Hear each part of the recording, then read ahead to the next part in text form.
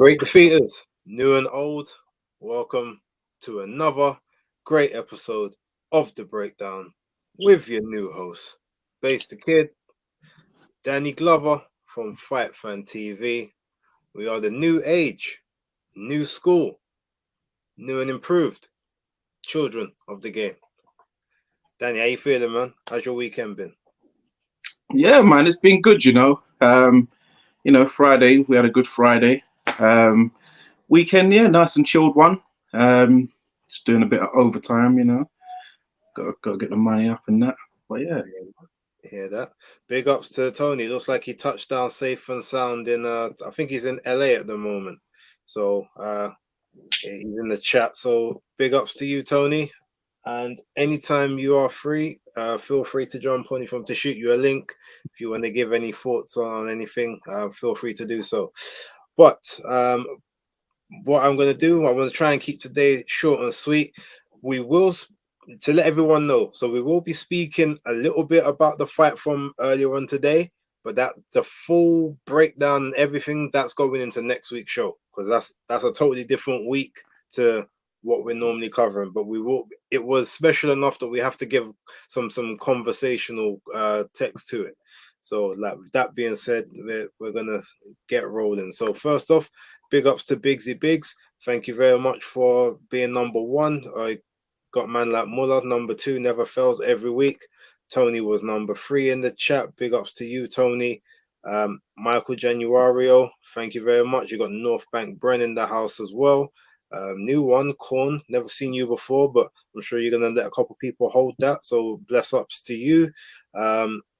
Jonah 31, Silvestri Solomé 2011, Jay Lanks in the building, Phil Larkin in the building, G Chains in the building as well, and the big man Jam Down 187. So bless ups to everyone who is around. Yeah.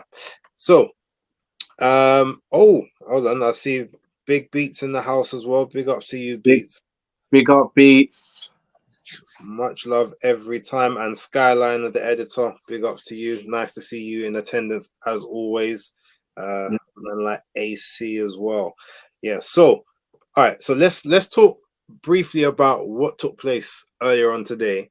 We'll give overall thoughts and feelings. So remember, no breakdowns, no talking about movements and stuff. Just overall thoughts, and then we'll save all the good stuff for next week. What did you think?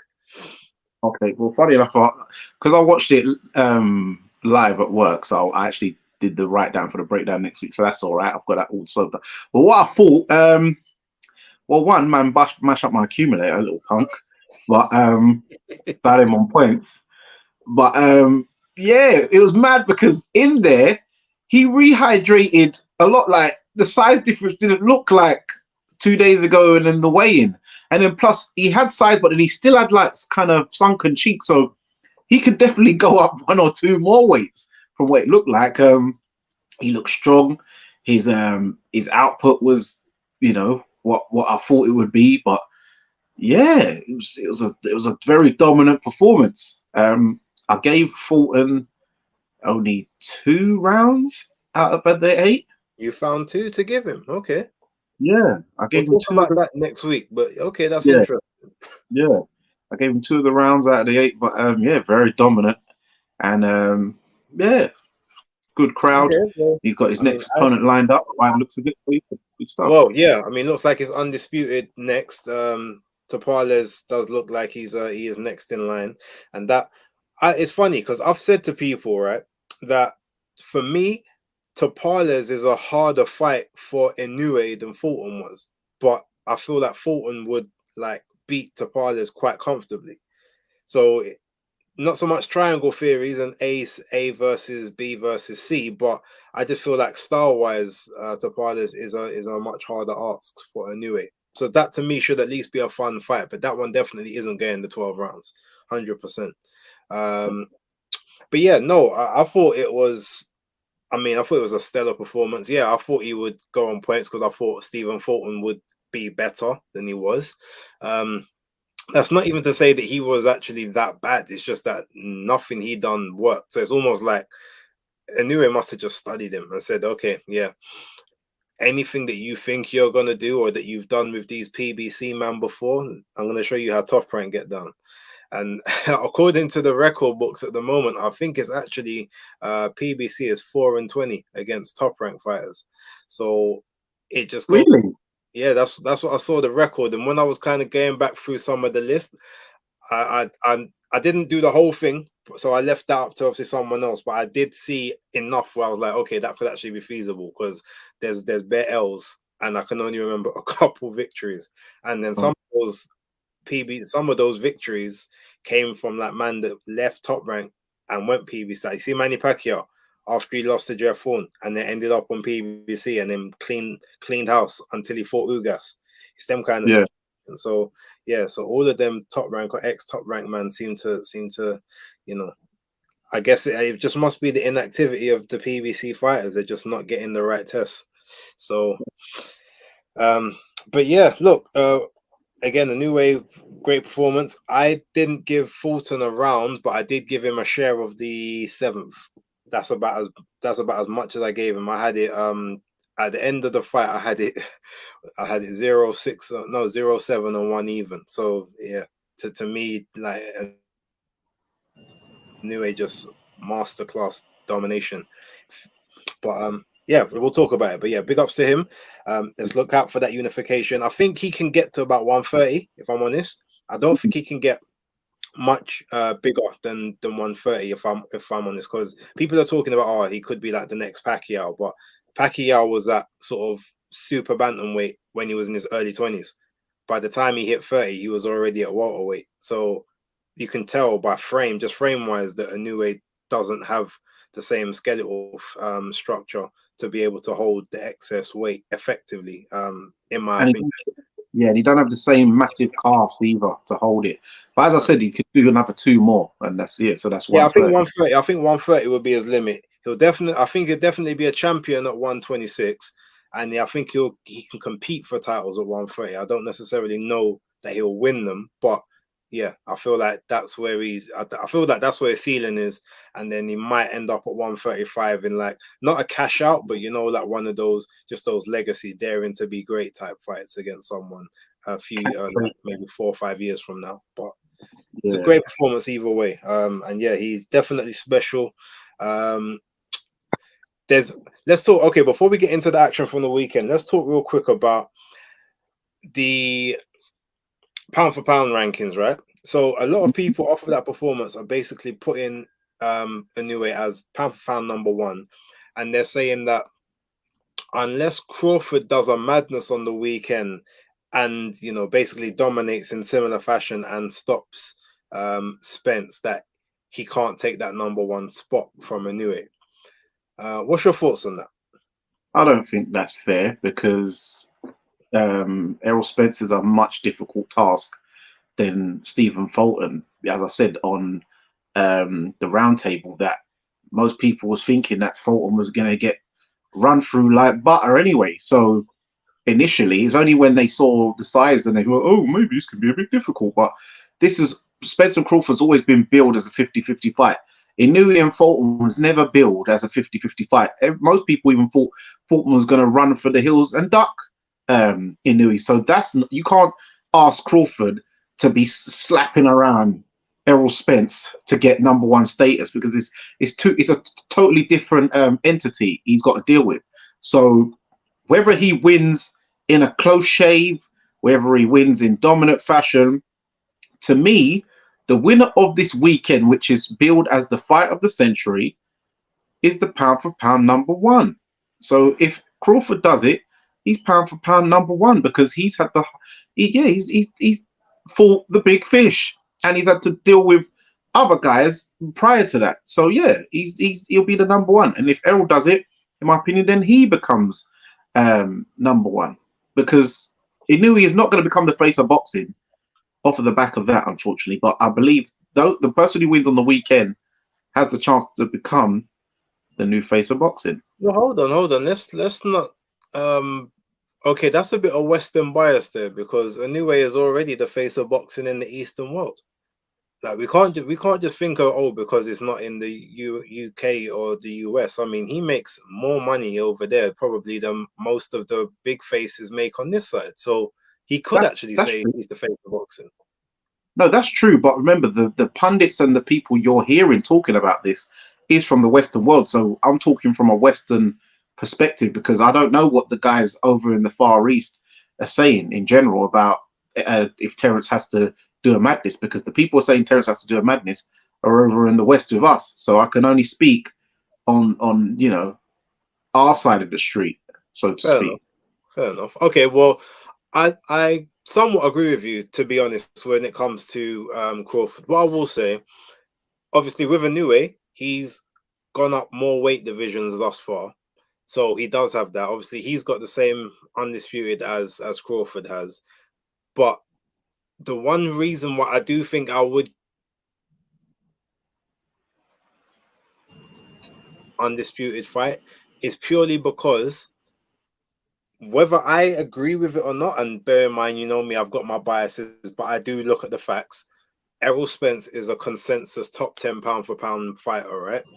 Stephen Fulton's never been in the top 10 pound for pound. So if Crawford beats a legitimate top 10 pound for pound fighter while also being in the top 10 himself, being in the top 3 or 4 for most people's recollection, then yeah, I feel like that is a more impressive feat than obviously fighting, a unified champion. So I can kind of agree with that he could, legitimately take the #1 spot, especially being also the first male boxer to be two times undisputed. Yeah, I could definitely see a case for him being #1. I don't know if I could give Errol #1 only because I feel like there's still more he has to do outside of that. Because it's at the moment it looks like just being undisputed isn't enough to get you. He's kind of got to do a bit more, and it's still just one weight class. So I feel like he might have to move up and not necessarily be undisputed at the next one, but sort of take out the best at 154, and then maybe like even take out someone at 160 to then say, yeah, you can actually legit be the #1 pound for pound guy. Because ultimately, everyone's going to say he's still got all the natural advantages over Crawford, right? They're going to say he's the naturally bigger guy, been at the weight class. He's so he's got all the advantages apart from, I guess, reach, but everything else. So he probably won't, in theory, get the same amount of credit that Crawford would. Similar with Usyk and Fury. Like if Fury beats Usyk, he doesn't get the same credit as if Usyk beats Fury. So I don't know. What do you think on that one? Is that reasonable, or do you disagree? No, it's reasonable. I understand because it's one weight class. Normally, a person doesn't become pound for pound #1 from one weight division. Roy Jones had to do multi weights. Floyd had to do multi weights. Canelo had to do multi weights. Yeah, the list goes on really. Oscar De La Hoya, Julio Cesar Chavez, the Fab Four, apart from Marvin Hagler. But I'm not sure if he was ever considered pound for pound #1. To be fair, I think it was always like Duran, Sugar, Ray. Yeah, them two was normally the pound for pound #1 guys. But yeah, they're multi-weight guys. So yeah, he has to go to 154. If he can do a 154 2-weight world champ, then he can get it. But I obviously, I'm gonna say pound for pound #1. But in reality, it really is a Terence Crawford thing. And in Errol Spence, I just say, all right, I hold my hands up. I'm gonna be real for you guys. I'm not gonna cheat you guys. Yeah, if Errol Spence wins, he doesn't become pound for pound #1. Inoue stays #1, but Errol Spence will become the new face of boxing. I'll give him that accolade. Okay, interesting take. All right, cool. Well, yeah, so we've got all of that to come for next week. So we're gonna park that to the side for the moment. I know that the chat was really interested in that one. Tell me, what fights did you see over the weekend, just so I know what way we're gonna do this? I saw Maxi Hughes versus Kambosos, and I watched Keyshawn Davis today. Okay, so you haven't seen Lee McGregor and Eric Robles? Oh, on Channel 5. Yeah. Yeah, I saw that. Oh, I didn't even. okay. I didn't know he was going to cover that. Yeah. And I saw Harlem Eubank as well. Okay, right. So we're gonna cover McGregor Robles first. Sorry, because what we always do a big big one right at the start, big fight, or I guess big fight for that card. Then we'll do the undercard stuff. Then at the end, we'll finish with the last big fight, which will be Kambosos and Maxi Hughes. So yeah, okay. So I will let you start with Lee McGregor and Eric Robles. What did you think of the fight tactics? Did the right man win in your opinion? It was a very close fight. I never even seen this Robles guy fight before, to be fair. So, and then Lee McGregor, I'm trying to think if I had even seen him fight before, to be fair. But because it was like a little channel, I was more watching it for Harlem Eubank. But the main event, they were saying, oh, yeah, blah, blah, blah, Mexican. So I thought, I actually watched it just for the novelty to see, is another Brit going to lose to another Mexican? And lo and behold, he did. But it was a fun fight. It was a back and forth affair, really, where Lee McGregor he started positively, you know, throwing good hooks. He seemed like he kind of hurt Robles a few times, but then Robles would come back and start hurting him to the body, pinning him on the ropes, and then it would come. Yeah, so it was a proper back and forth affair. But after Robles just done enough, especially down the back end stretch where Lee McGregor kind of got a bit tired and his work rate kind of dipped, and he kind of got worked over towards the end. So Robles, I gave it to him by about 2 rounds, but it was a really good fun fight. I wouldn't mind seeing it run back again. So yeah, man, I thought it was a good fight. Yeah, no, I'm in agreement with you in terms of I hadn't seen. I'd seen clips of Lee McGregor before, but I'd never watched any of his fights. Yeah. And I'd not heard of Robles. But funny enough, just because I saw, he's from Mexico, when I had to do my I do this predictions league thing. I just put Robles 5th round KO. I just said that seems sensible. But yeah, then Lee McGregor calls himself, I think, the Scottish Mexican or something like that. Now, yeah, what I thought was really fun about this fight, outside of obviously it was just like a bit rock'em sock'em robot-y, the fact that Lee McGregor in sort of the first couple of rounds, he was imposing he had more sort of size. He had the size advantage over Robles, and it's like he was trying to impose that will. And at points he was sticking sort of behind his jab, and then coming and then sweeping the backhand sort of in straight after. And Robles was having issues sort of dealing with that, especially when it was head to head. And then there'd be times he would just swivel to the left and dig in a really nasty left hook to the body. And there's several times that Robles visibly winced at those. And there's one time, I think it was in round 6, where he was visibly hurt by it.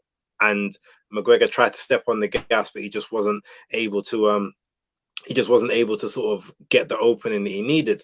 Whereas on the other hand, like Robles Ayala, he was literally every moment McGregor had to reset and take a breath or take a step back, he was just on him, like in like 5, 6, 7, 8. There was one time I think he threw like a 12 or a 13 punch combo, and McGregor literally just had to, he just shelled up and was just trying to tuck up and remain close under, sort of within the guard.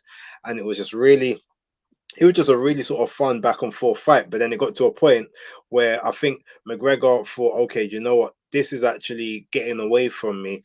I think something hurt him, and then at that point he started to box and move. He got on his feet a bit more, used more of his movement, and was just like sort of jabbing 1-2 from the outside, sticking on the outside, and he was having success. I think this was from sort of like rounds 5 to like round 8 or something, and he was having some real good sort of success in there, and obviously Robles was having little bits of success too.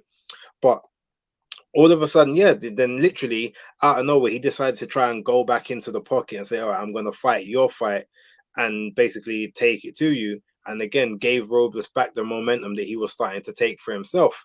And then, it got to the point where obviously he was also getting hit with body shots, headshots, getting sort of pushed around the ring as well. Just all these flurries, constantly having to think about where the shot's coming from. By the time it got to round 10, 11, 12, he was visibly gassed and was literally just trying to clinch and hold on for breaks, and that just stifled his entire momentum and basically just allowed Robles to take over the fight in those rounds, because his energy, his reserves, they were still quite strong at that point. and it was just, yeah, it was a fun fight to watch. And I thoroughly enjoyed it. And in my opinion, the right person did win. I remember I was watching it in my car outside my late nan's house, and I thought to myself, okay, yeah, I can. This guy's just doing. He's just outworking him. Like if McGregor can't just coast on the, being the home fighter, because he's getting outworked and he's getting outlanded. Even if some of his shots are harder, they're not hard enough that they're going to take a whole round away from the activity that's being put the other way. So yeah, it was a very fun, entertaining fight to watch. And if they do run it back, I definitely tune into that. Yeah. And I see Big Daddy Bunce. He thoroughly enjoyed it. And the sister, the athletic sister, the woman, I forgot her name. Oh yeah, I know you're talking I follow about. her, but yeah, they liked it as well. So yeah, and it's good that in a close fight they gave the Mexican man, the right decision, because sometimes they'll try to rub the green. But no, good fight, and I'll watch it back again if they run it back. All right. Also, so before we go into the next one, big up AC in the building. Hot prize as well. It says you won a little change today from Inoue. All right. Reese Jones, big up to you. Yeah, well, I think we just obviously spoke about the pound for pound stuff. Himanshu Yadav, blessings to you as well. Dan the man, you're late. You must have been on Twitter causing up a storm, but thanks for showing up. Techers for days, big up to you, Phil Larkin, member of the channel. Bless up to you, Phil. Declan, yes, Declan, you always gotta salute you. Been one of the watchers from day. And Elijah Fenn, big ups. J7, never seen you in the building before, but thank you for showing up. Please do come back. Untraceable, yeah, I apologize for lateness. Don't worry, we'll let you off. Neil Simpson, big up to you. And yep, that looks like it's that for now. Okay, so I'll let you talk about Harlem, the Harlem Eubank fight. I saw bits and pieces of it, but I was falling asleep, so I didn't see all of it. So I'm gonna have to rely on your knowledge of that fight for this moment. Yeah. So he was fighting a Birmingham guy. October Red knows the guy. I forgot the guy's name off the top of my head, but he had all the tattoos of him on himself. But yeah, Harlem Eubank worked well behind the jab. The guy, funny enough, he called Harlem Eubank out, but when it come to in there, he was being so negative. Every minute he's holding, he was like when they're in a clinch or Harlem's about to mount an attack, he would fall on one knee for some reason to stop the action. And it got to a stage where he was making it very messy and scrappy when Harlem was trying to, put on a good performance. And every time Harlem would mount an attack, he would just grab him. They even went on the floor, like he did that MMA type takedown on Harlem. And then it got to a point. Yeah, so it got to a point where the ref started to kind of have enough, and he kept warning him and stuff like that. And then he even warned him for taking a knee when like no punches even hit him. You just grabbing hold and taking a knee. Then Harlem managed to finally hit him with a 1-2, pin him in the corner, hit him with a couple of left hooks to the body and head. He went on the floor. He looked very sorry for himself. It looked like his nose was kind of busted, but he just looked like he was ready to quit. Then Harlem mounted another assault on him in the neutral corner, and then the ref jumped in. But yeah, that guy he asked for the fight, but then he didn't really come to fight. But Harlem, good performance, and I could see, yeah, it was good that he got through that, because it was a bit of a frustrating night for him, that one. What's his ceiling? Because Harlem, I know he's a friend of the channel. I know you've had him on the neutral corner as well. And he looks like he works hard and he's a bit of a grafter, so to speak. But I can never get a read on where I think he can go to. I don't think, from what I've seen, I don't think he'll ever get to world level.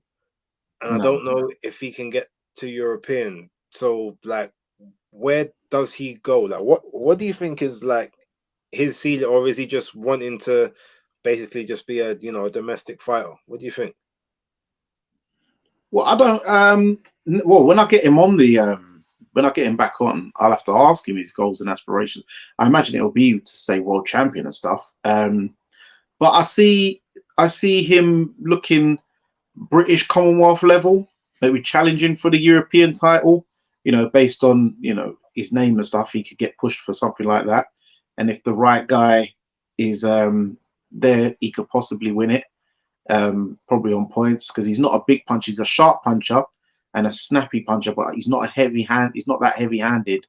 But I think he's a very dedicated fighter. He seems more dedicated than his cousin. And but I see British Commonwealth and European challenger and a possible European winner at this point. But yeah, Okay. he lives the life.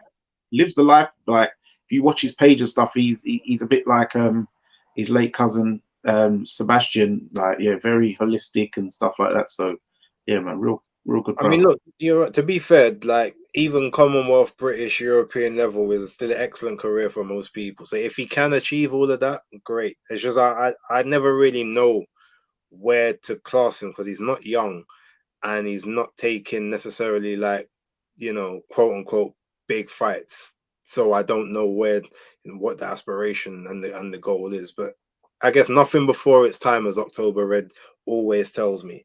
So yeah.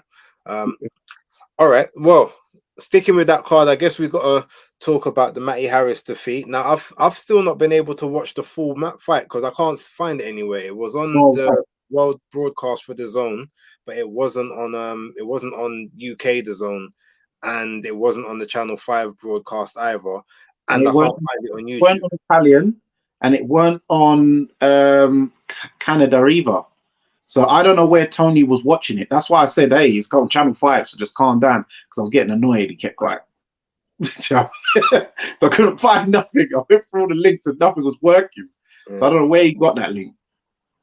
Okay. Well, again, I haven't seen the whole thing. I've seen the buzz, I've seen the buzzwords, I've seen like just a bit of the stoppage and everything. So we can't really go into that itself. The one thing that we can say is he has done something that no one else has done at this point, and that was actually get Dobchenko off his feet.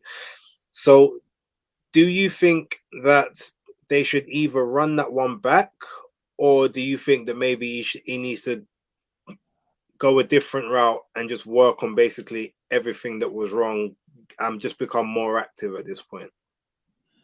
Well, his activity has not been that bad in fight, but I think he needs to work on getting through some rounds, because that was ultimately the undoing of him, is that his gas tank ran out. He dropped him, and then he went for a big finish and it didn't come off, and then he had no what do you call it, second wind, or while he was probably trying to get hold of it, he got stopped. So he needs to take a few fights, get some rounds in, and then revisit it maybe next year.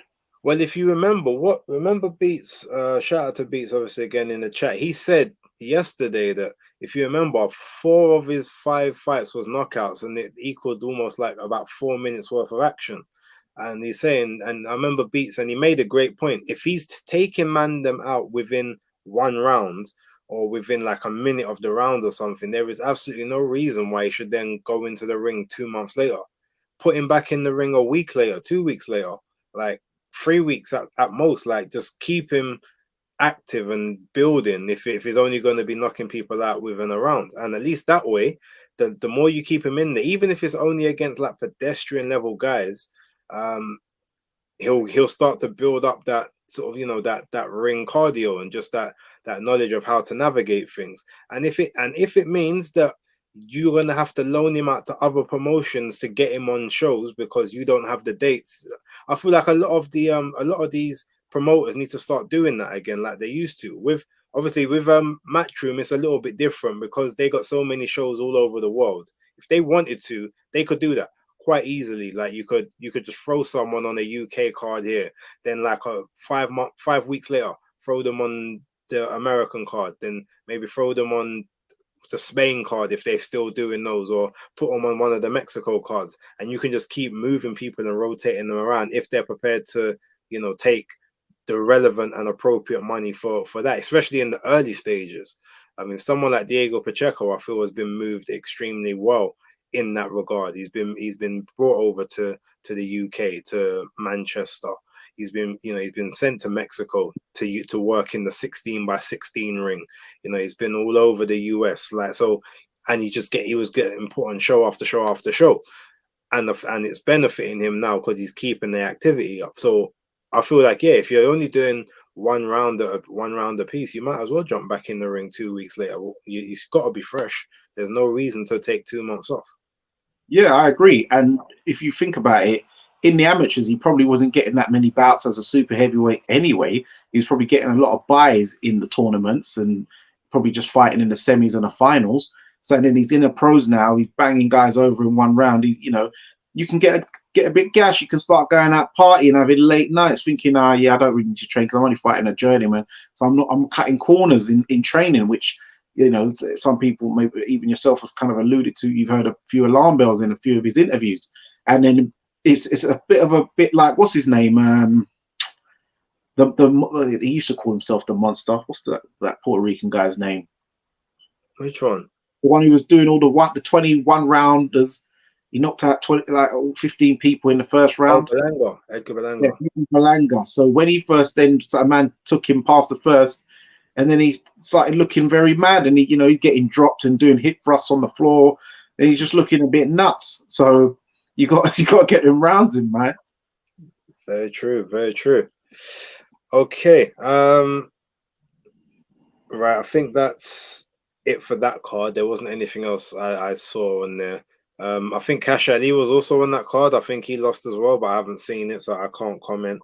But okay, so moving over to the top rank card now. Now there was a lot of fights on the undercard which I wanted to watch, but I haven't seen any of them.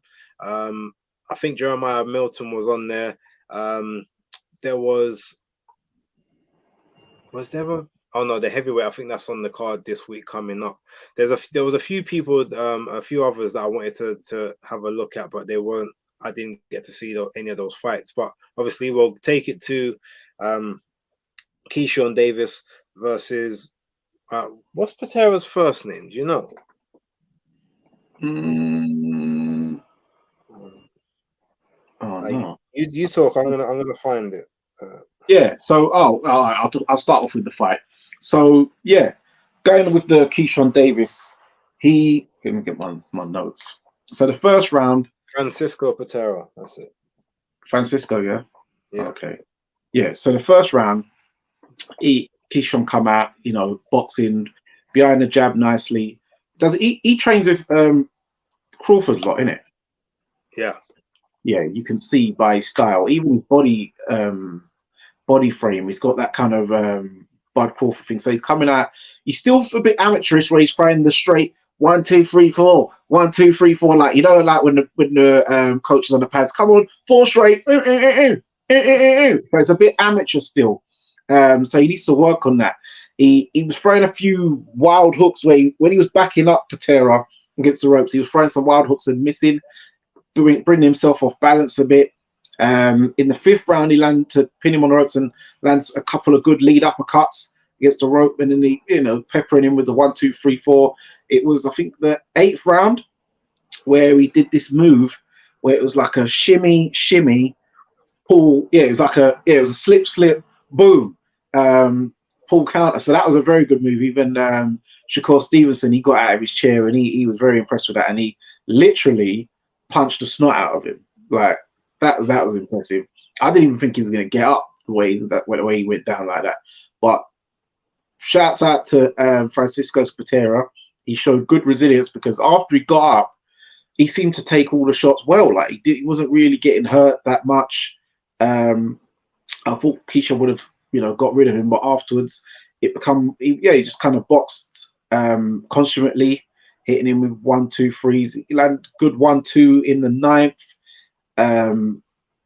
But yeah, combinations, but it wasn't really hurting Patera after that. He seemed to become quite numb to the shots. And yeah, it was a nice 10 rounds to him.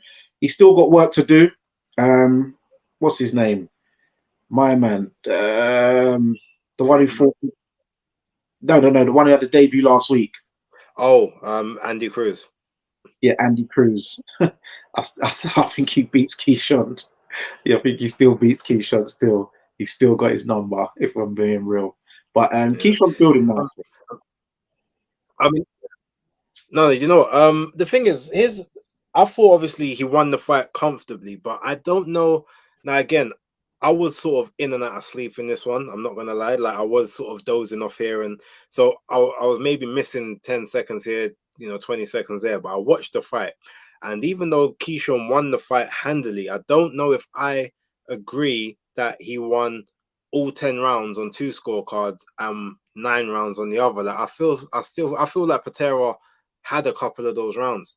Maybe it was a case of when you doze off, and I saw Patera do something, and then when I woke up, it was still him in the ascendancy. It may have been that, but I felt like it was more of a 97, 92, or possibly like a 98, 93 type fight. I just didn't see Keyshawn winning every single round. And that's not a bad thing either, because it means that you got to make adjustments. You got to figure things out on the fly. I don't, I thought that it was a good enough performance. Like I disagree with all of the, I guess the negativity that came afterwards. That's always going to kind of happen when you don't get the spectacular knockout inside 2 or 3 rounds. When you're fighting against someone who people expect you're supposed to beat. But there was stuff obviously to work on. Again, the thing about that sort of that shoulder roll count, or that I call it the shoulder bounce, boom, boom, boom.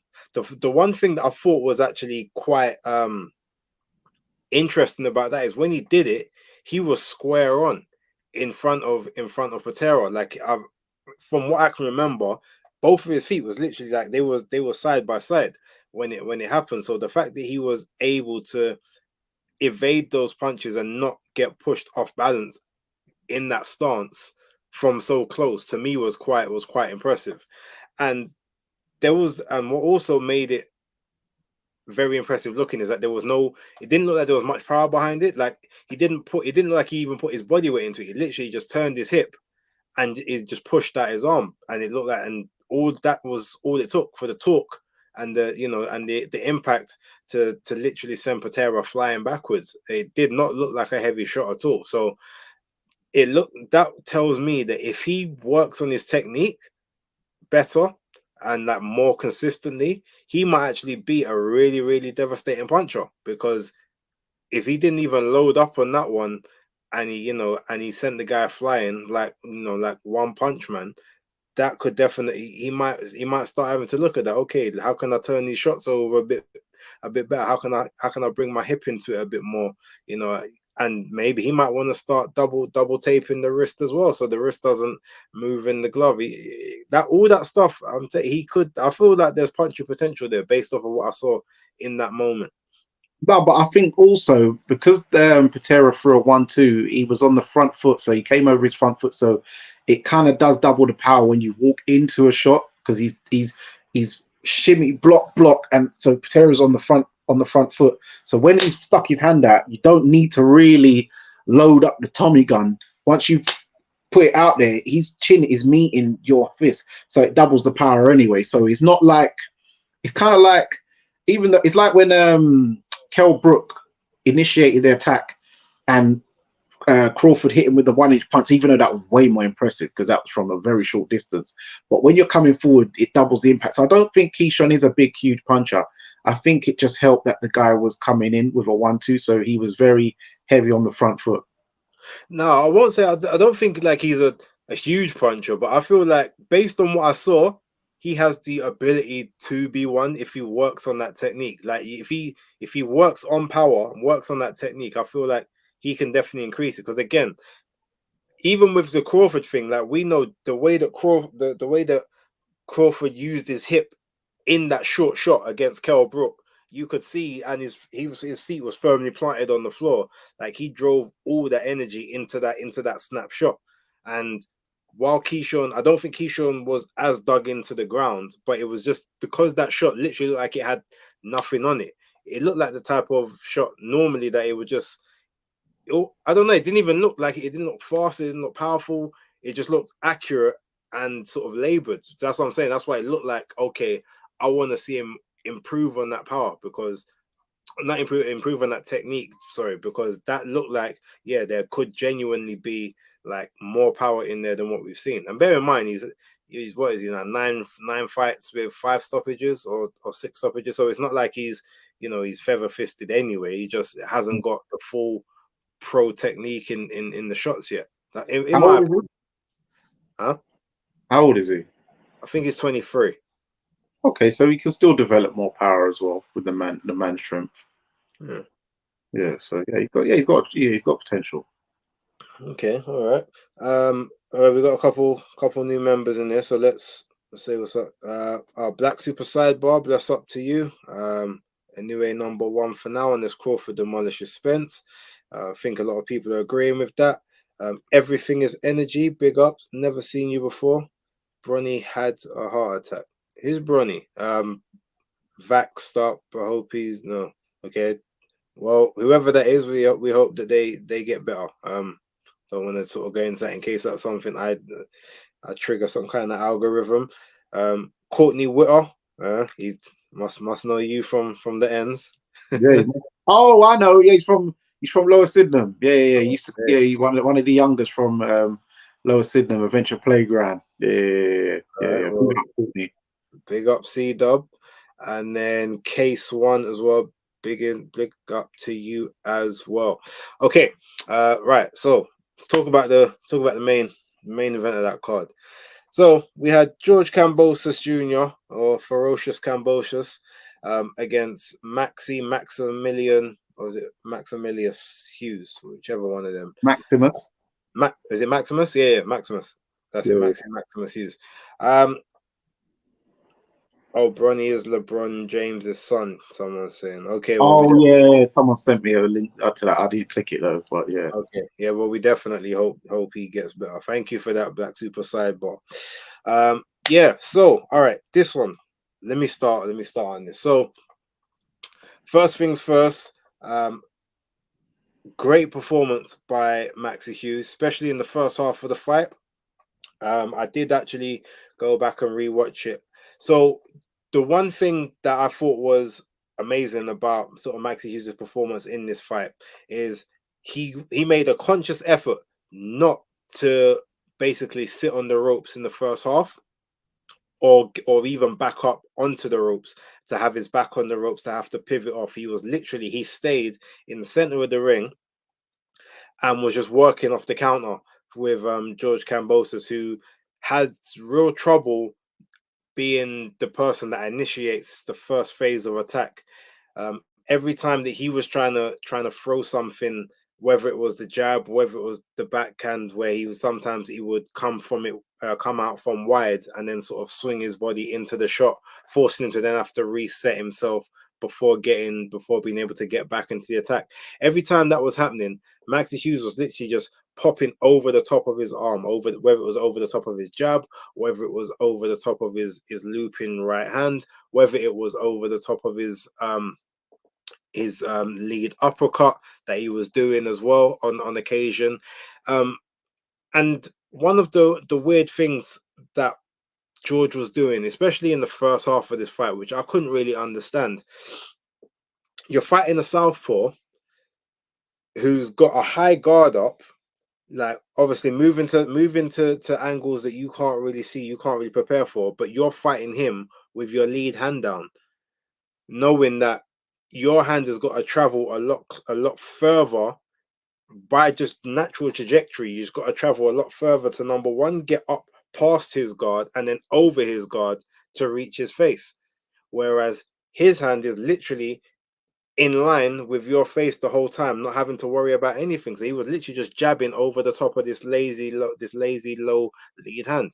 And what was concerning to me is the fact that for someone who's supposed to be a top 10 boxer, you're not realizing immediately that you're essentially the fighting a southpaw. You can't be fighting them and giving them a clean target to your face with no defense. The whole point of your lead hand is supposed to be there to combat theirs.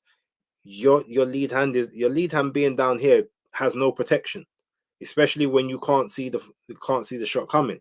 If it was southpaw v southpaw or orthodox v orthodox, it's a different situation, because you're both obviously in a certain position where you can anticipate and slip that count and slip that jab.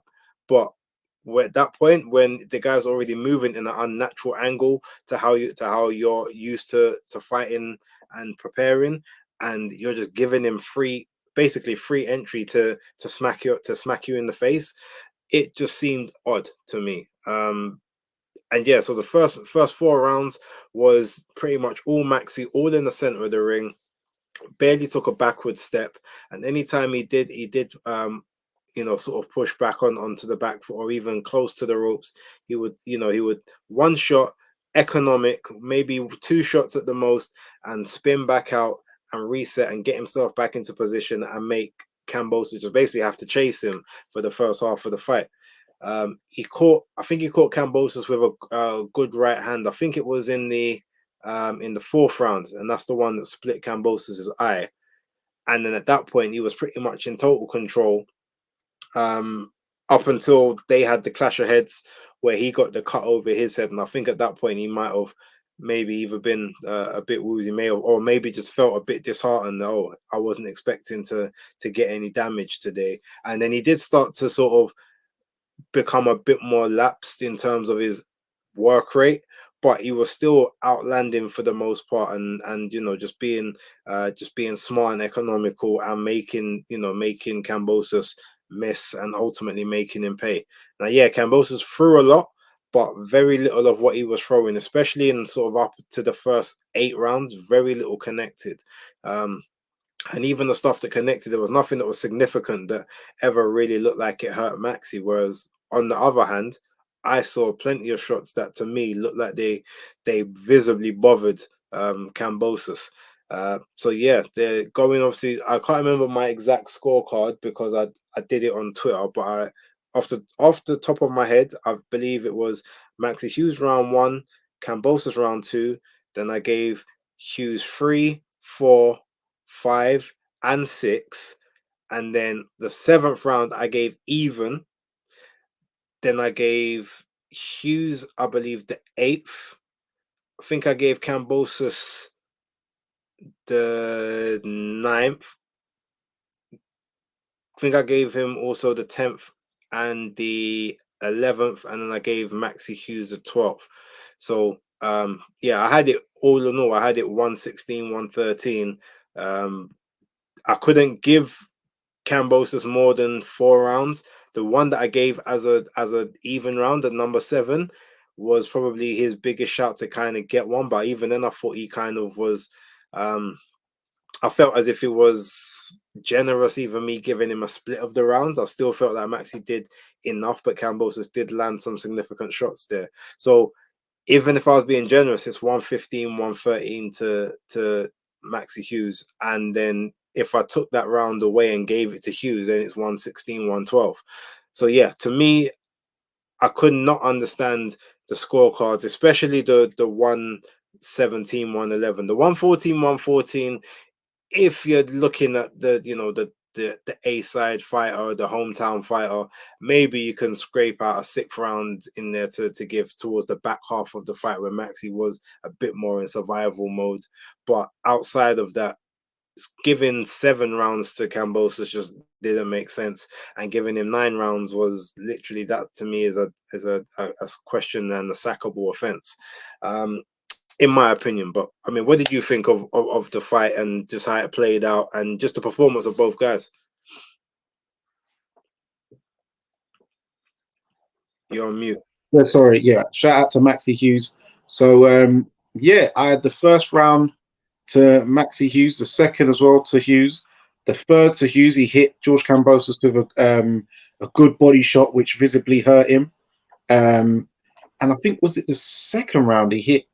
It was yeah, because he was landing a lot of these uppercuts, and he was throwing these from the southpaw stance. He was throwing like a bolo left to the body, which would normally miss, but then he would come over the top with the kind of chopping right hook come jab, which was always catching him. And I didn't even think of it like you said, which I should know as a southpaw. But as you said, Kambosos was very silly. If you're directly in front of somebody, your front foot and his front foot are touching, so you're in closer quarters than you would normally be when you're fighting an orthodox fighter.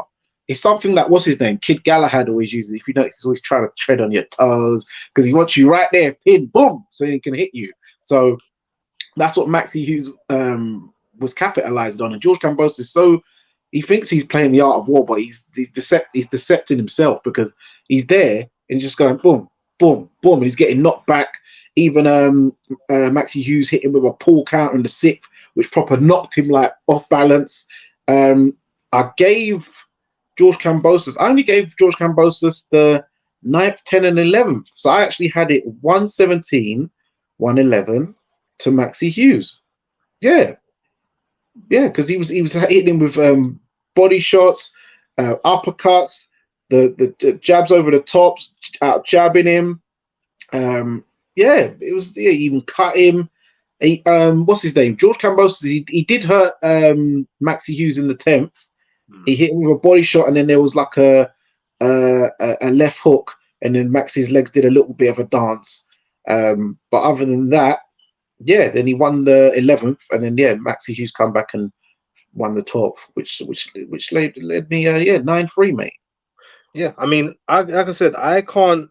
Anywhere between 7 to 9 rounds for Maxi, to me, makes sense from what I watched in terms of punch, maybe not overall activity, but punches landed, ring generalship, ring IQ, footwork, defense. To me, he won clearly those rounds, and it's not a case of the flow of the fight made it look like like Kambosos sort of took over the back half of it, but Maxi, if you look, there's some competitive rounds where he still won them. So in the minds of some, it should have been Kambosos, but really like Maxi got it, or even vice versa. It was literally round after round. He was just banking the rounds like quite comfortably, and I think the best part of that is because to him, he already knows he's not a knockout merchant.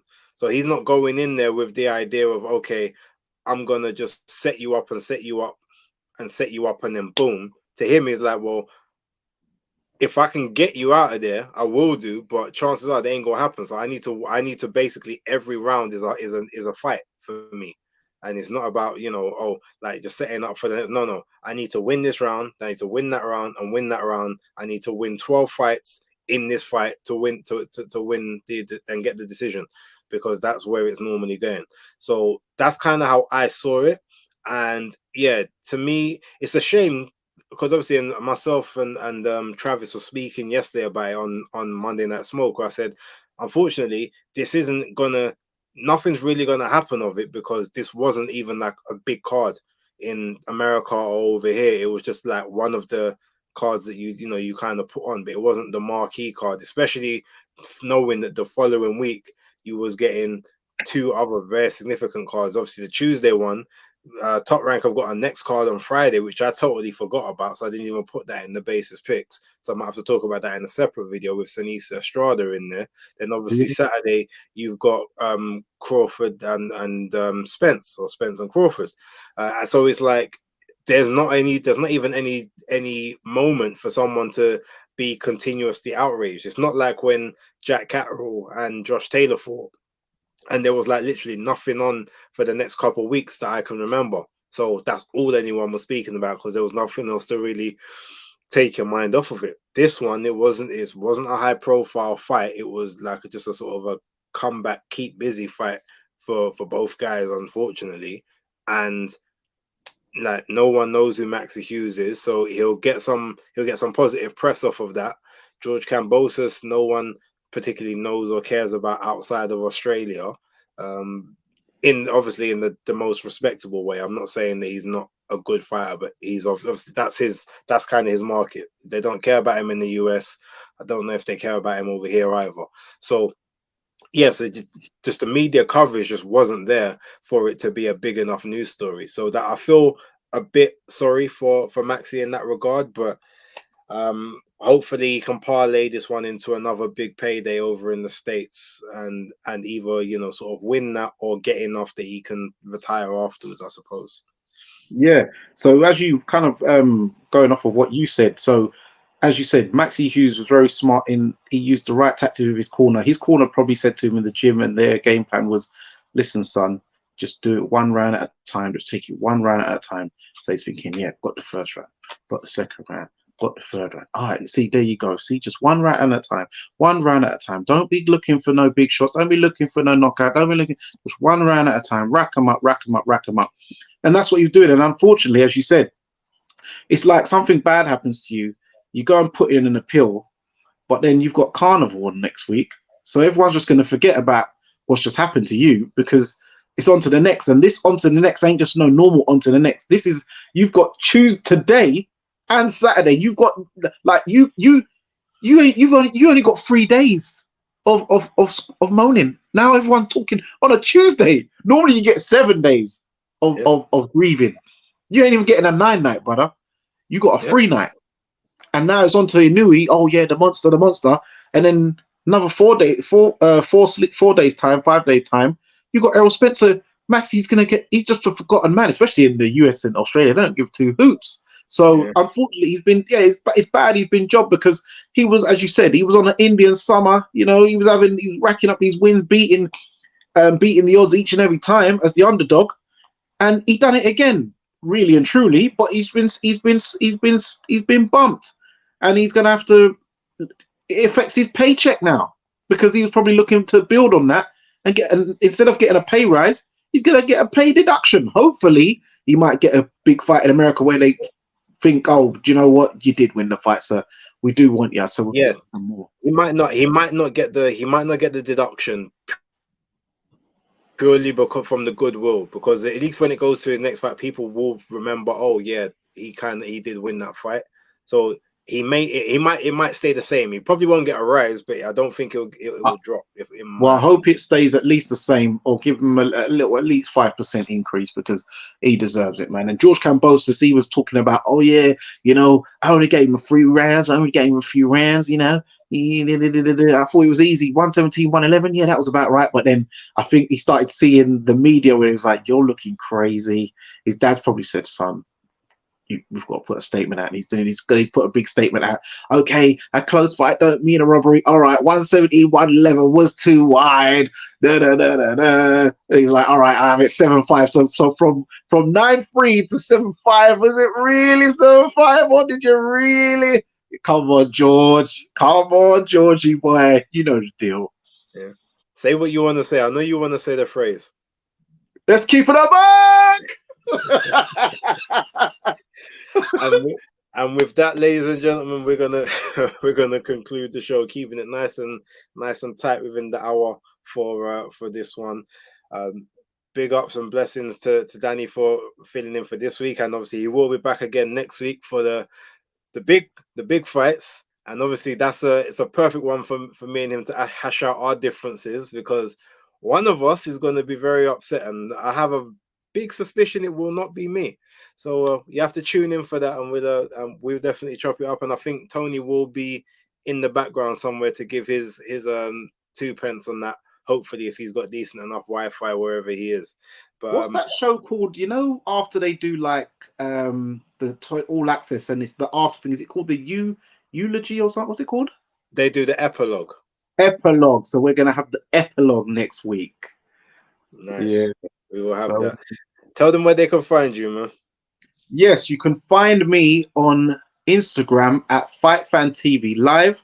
You can also find me on Twitter at Dani Savvy Right. The Dani is spelled DANI, as you can see there. Also, make sure that you subscribe to FightfanTV Live on YouTube. The great debate with me, myself, and BaseDaKID is out now on the Neutral Corner podcast on FightfanTV Live. I just watched it back today, and I enjoyed it. But it's like what we were saying in the car. There was points where we were just about to start getting scrapping, and Lex kind of broke it up like, what's that? But stop. What's that record? Oh, Kenny Bayless. Kenny Bayless. He kept Kenny Bayless in me and you. So I was like, So some of the points, which I know that because we've been arguing, this has been a 5-year argument. So some of the points we didn't quite get it out, but it was still a great debate nonetheless, with good points put in there. So be sure to go and check that out and leave a comment in the comment section. Tell us who you thought won. Don't just say me because you hate Base, and don't just say Base because you hate me or fanboys. Tell us who you thought got their points across best. Also let us know who you predicting to win, and also in the video there's a competition to win a small print painting by Patrick Killian. So see that bit in there to find out how you can enter the competition. The competition ends on Sunday midday, so yeah, best of luck to you guys for that. Pull up this Patrick Killian thing here. Hold on one sec.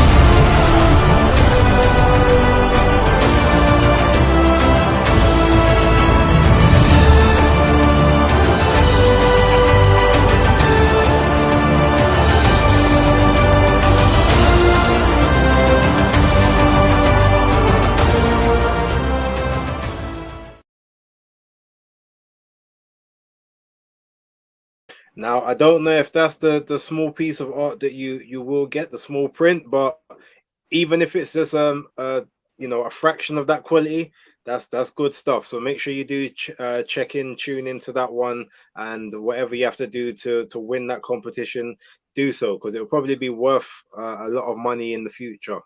So yeah, you want to have that keepsake. You know, artwork is one of the most valuable commodities you can own in this day and age. My socials you can see down there: BaseDaKID, the hardcore casual on YouTube, just BaseDaKID on Instagram, but don't go there if you're looking for boxing stuff. Very rarely do I post boxing stuff on there. And then my Twitter, B_A_S_E, but you can just type in BaseDaKID, and I think I do show up as the first one now when you type that. So clearly the name's getting out there. I did the basis picks yesterday, so it dropped yesterday at 10 o'clock, just after Monday Night Smoke. Obviously the first set of picks has gone through, but there's still 3 more to go for the weekend, so make sure you guys do tune into that as well. So with that, ladies and gentlemen, we're going to leave it there. Thank you very much for watching, and we will catch you next week. Danny, I will see you next week, and we can chop it up the way it needs to be done. So peace out. Resistance beats resistance. It's persistence beats resistance. Sorry. Persistence beats resistance. You know where it is. And we're out. Peace, people.